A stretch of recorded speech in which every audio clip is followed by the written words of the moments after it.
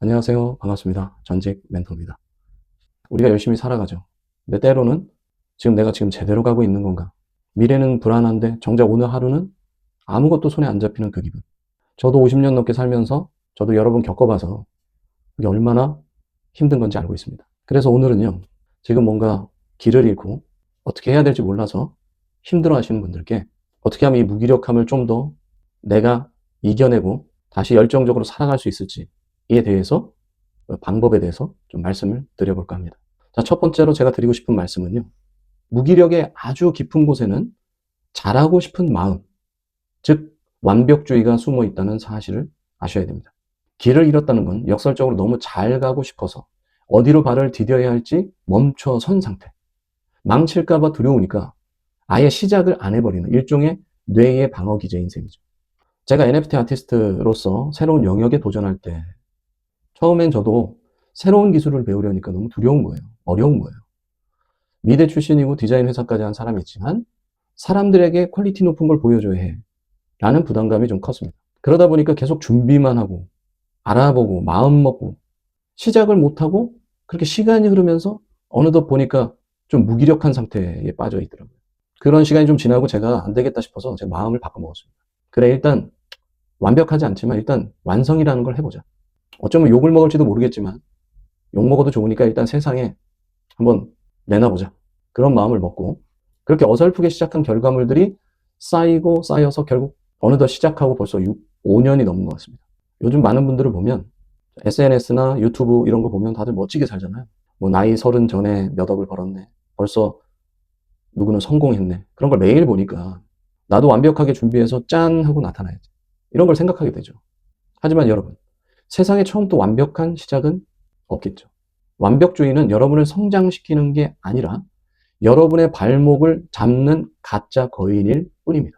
완벽하게 하는 걸 내려놓으시고요. 그냥 완성해버리기를 선택하세요. 리포트든 자기소개서든 개인 프로젝트든 완벽한 것이 아니라 첫 번째 버전을 만드는 걸 두려워하지 마셨으면 좋겠습니다. 완벽한 실패보다 위대한 건 부족하더라도 끝까지 마침표를 찍어보는 그 어설픈 완결입니다. 자, 두 번째로 말씀드리고 싶은 거는 무기력할 때 사람들은 자꾸 마음을 고치려고 합니다. 아, 정신 차려야지. 의지를 가져야 된다. 이러면서 말이죠. 그런데요, 마음은 절대 마음으로 움직이기 어렵습니다.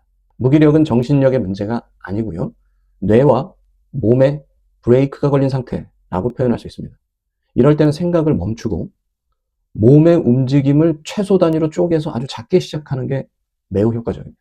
많은 분들이 흔히 착각하는 게 좀 있는데요. 동기부여가 되어야 행동할 수 있다고 생각하는 거죠. 의욕이 생겨야 책상에 앉고 확신이 서야 도전을 할 수 있다라고 믿는 거죠.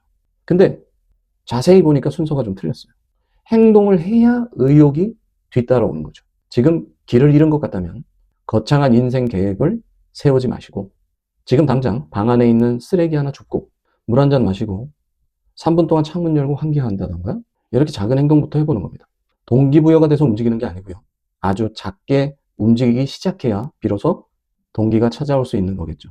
제가 이제 세 번째로 말씀드리고 싶은 건 통제할 수 없는 것에 에너지를 너무 많이 쏟지 말라는 것입니다. 무기력함과 길을 잃은 느낌은 보통 3년 뒤, 5년 뒤 또는 내가 어쩔 수 없는 경기 침체나 취업 시장 같은 내가 통제할 수 없는 거대한 미래를 너무 오래 바라볼 때 찾아오게 되죠. 비즈니스 현장에 오래 있다 보면요. 제가 아무리 컨트롤하려고 해도 안 되는 외부 변수들이 생각보다 많습니다. 갑자기 계약이 파기되기도 하고요. 경제 상황이 악화되기도 하죠. 뭐 코로나가 터질 때도 있고요. 그래서 저도 예전에는 앞으로 우리 회사 3년 뒤엔 어떻게 해야 되지? 다음 달엔 어떻게 먹고 살지? 내년엔 뭘로 돈을 벌지? 이런 식의 생각을 하면서 밤새 잠 못 이루고 불안해하던 시절들이 중간중간에 있었어요. 근데 아무리 고민해도 답이 안 나오더라고요. 그래서 시선을 좀 바꿔봤습니다. 그래, 3년 뒤 일은 내가 지금 어쩔 수 없지. 하지만 오늘 오전 10시에 누구한테 회신 메일을 보낼지, 오늘 점심에 내 건강을 위해서 무슨 음식을 먹을지, 이런 것들은 내가 정할 수 있잖아요. 미래라는 거대한 안개 대신에 오늘 하루 나에게 주어진 이 작은 통제권을 회복하는 데 집중을 하는 거예요. 많은 분들이 내 적성이 뭔지 모르겠어요. 제 인생의 궁극적 목표가 뭔지 모르겠어요. 이런 얘기를 많이 하더라고요. 사실 어떻게 보면 좀 당연할 수 있어요.